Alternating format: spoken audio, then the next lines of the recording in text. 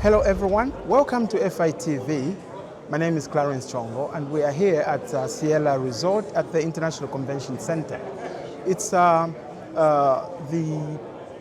conference over 2 days discussing Land-Linked Zambia, and it's called the Land-Linked Zambia 2025 conference. I have the pleasure here today of sitting with Mr. John Phiri, who is the Director of Policy and Planning at the Ministry of Transport and Public Works in Malawi. Sir, welcome. Thank you. Okay, first of all, what I would like you to do is to just introduce yourself, talk about the portfolio that you hold in the ministry, what that ministry is charged with achieving, and your specific role there, please. Okay. Yeah, my name is John Phiri. I'm a Director of Policy and Planning in Malawi. Okay. In the Ministry of Transport and Public Works. As a Director of Policy and Planning, obviously you want to see how best Malawi can be connected regionally. We are also land-linked, just like Zambia. And our major challenge, obviously, is how best to get a cargo from other markets abroad, and how also efficiently we can send out our exports. So as a Director of Policy and Planning, I have to see efficient corridors which we can use for the country. So right now, if you recall, last year on 7th of October, 3 heads of states, Zambia, Malawi, and Mozambique, signed an agreement of the Nakara Corridor to bring to the fore, to make sure that Nakara Corridor is of importance in terms of moving cargo among the 3 countries. So what a better way to start from high level. That gave us the commitment for all of us under the presidents to ensure that we operationalize that. We make sure that the corridor becomes efficient. Nacala Corridor is partly rail, mostly rail, from Nacala through Malawi all the way to the border of Zambia at Chipata. For a number of years, the rail hasn't been operational, but now we've put in efforts to make sure that it's now operational. What is remaining all the way to Chipata is perhaps just to finish a few touch-ups that are remaining. Otherwise, a trial train has already been to Chipata to see if this is feasible. But already it's feasible because it's been tried before. But now we want to make it work. There's lots of cargo from Zambia, especially the eastern part. The nearest corridor is Nakara through Malawi. So we're making sure that we bring back the rail operations into operations. And that should happen perhaps in the next 3 to 4 months. Because very recently, or even on this trip, our operators, Nakara Logistics, came ahead of this workshop to engage Zambian Railways to ensure that they work together to ensure that this segment of the rail is operationalized. Zambia Railways is also keen to partner with Nakara Logistics to move cargo all the way to Nacala, port of Nacala. So I think very recently, in January, they did a joint assessment of the rail. Zambia Railways and Nakara Logistics. And already they are working on ensuring to remove all the gaps that are there so that the movement of cargo can be seamless. A positive bilateral engagement then. Correct. So I understand that you were the head of delegation for the Malawian entourage to this conference? For now, yes, but our deputy minister just arrived. Oh, is it? Okay. Yes, but from the morning up so to... So you were acting head of delegation? Yes, I was, so until the deputy minister came in. Yes. Okay, great. This conference is based around smart transport corridors. A lot of people out there don't really comprehend what we mean when we say smart transport corridors. I think it would be good if someone could articulate that in a very simplistic way for our audience. Okay. So if you can, please. Simply put, we are saying let's bring in digital solutions Okay. to transportation. What does that mean? In the past, when cargo is crossing maybe borders, it would take a long time Yeah.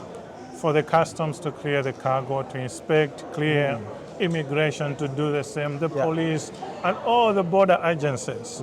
But using smart solutions, we are saying, let's improve the way we communicate. So before the cargo even gets to the border, all details about the cargo is already at the border. Yeah. Customs has the information, immigration has the information. All the border agencies have the information, so that when eventually the cargo comes, they're already aware. It takes very few minutes, and then the cargo is released. And this is the so-called one border post. One-stop border post concept. One-stop border post. But like that. the Minister of Transport today in Zambia is saying, yes, one-stop border post is a good thing. Mr. Frank Tayali. Tayari. Yeah. But he is saying, let's go beyond to say non-stop border post. So that the cargo doesn't have to stop on the border. So just go. Wow. Just like another smart way of doing things is, way bridges, where it checks overloading of vehicles. Traditionally, it means the vehicle goes to the weigh bridge, it's stopped, it's weighed, and then it spends a bit of time. That is time wasting. Smart technologies, smart solutions means that the vehicle doesn't have to stop in order to be weighed. There are solutions, there are machines, modern machines that will already detect even without the vehicle stopping. And if the vehicle is overloaded, obviously it will invite the necessary charges wherever it is going. Do you know what? I love that. So these are some of the smart, we call them weigh in motion. Weighing while the vehicle is in motion. Wow. That's one way of introducing smart solutions to transportation. I really, really love that. So you're here obviously as an entourage. Do you personally have speaking engagements or taking part of any panel discussions here? Yeah, obviously we'll take part in the Ministers of Transport Conference, yes. Yeah, well, I think tomorrow morning we'll take part in that. Okay. So we have issues that we can also bring across to enrich the conference, which is land-linked. Like I said before, we also land-linked. Absolutely. And land-linkedness, there are opportunities. Yes. It's not a negative thing, perhaps as we used to see it. I think, in the past, it was like, okay, landlocked. But it's now land-linked. Malawi shares the same. And it creates its own advantages for the neighbors around the region who utilize transportation through our nations. So as Zambia, if we want to harness the Nakara Corridor, obviously we'll be passing through Malawi. Absolutely. All the way to Mozambique and to the ports. Great. So we are also land-linked, and we share some of the advantages of being land-linked. Okay. Yeah. You've explained some of the bilateral engagements in terms of deal making. For example, the railway all the way to Lundazi and Chipata in our eastern province. When you're here over the 2 days, starting today and tomorrow, are you expectant of making or striking any more deals while you're here? The first one is what I said, that our operators came ahead of the workshop to engage Zambian Railways. That one is a done deal. Oh, okay, great. To ensure that we cooperate in terms of moving cargo from Zambia through Malawi all the way to Mozambique. Okay. That one is a done deal. Secondly, as I was going through the booth, the exhibitions, we've noted some innovations in terms of rail bogies. You know, the bogies, the tires for the rail, for the trains. The wheels? Yes, they're called bogies. Oh, okay. The metallic wheels? Yes, they're called bogies. So they have brought in some innovations, which we believe if we engage them, we'll be able to improve the way we do our maintenance of the trains. So there are innovations, new spare parts, unlike the way we used to, because some of them that we have, even the rails, some of them that we have are prone to vandalism.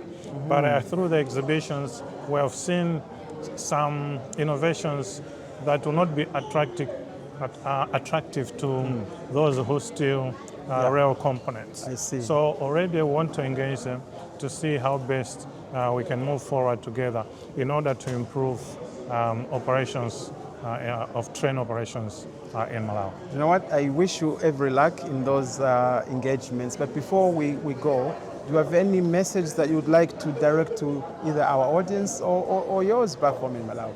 Yes, what I can say is, in order to do trade, today most of the talk was about doing trade amongst our neighbors, amongst fellow African countries. But that can only be possible if connectivity in terms of transport is there. Not just there, but it has to be smart. Smart meaning that cargo, you have to facilitate trade. Products moving from one point to another in the shortest period of time. Yes. That means improved infrastructure, be it roads, improved rail connectivity, and then improved ways of doing business at our border posts. Because the border posts have been known to delay cargo for many days in the past. But we want cargo to move efficiently. So that's the message to the whole Africa, to all the conference participants here, that we have a duty, both as a private sector as well as policymakers in government, to ensure that we facilitate trade in terms of better connectivity to the markets. Thank you. Well, Mr. Phiri, I would like to thank you very much for joining us here at Financial Insight. And it's been a pleasure talking to you, sir. Thank you. Thank you very much. Thank you.